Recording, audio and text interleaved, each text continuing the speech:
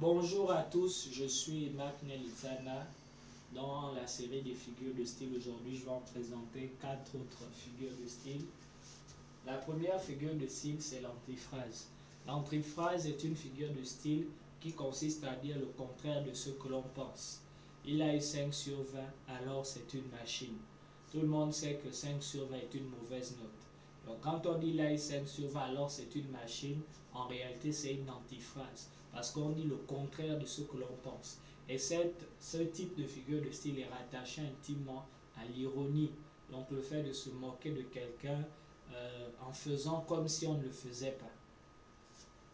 Après, il y a la litote. La litote est une figure de style qui consiste à dire peu pour exprimer beaucoup.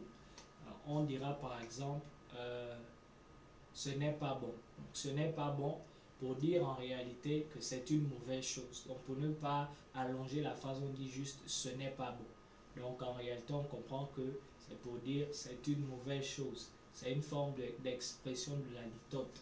Hormis la litote, on a la périphrase. La périphrase est une figure de style qui consiste à utiliser un groupe d'expressions pour renvoyer à une définition. Exemple, le roi de la savane. Le roi de la savane fait allusion au lion. C'est une périphrase. Donc, on donne une expression qui renvoie de manière directe à un mot qu'on définit. Ensuite, on a le paradoxe. Le paradoxe, c'est une figure de style qui consiste à donner une expression qui paraît insensée. Donc, exemple, si tu travailles bien en classe, il est normal que tu sois dernier, par exemple. C'est un paradoxe. Tu ne peux pas bien travailler en classe et être dernier. C'est un paradoxe. Merci.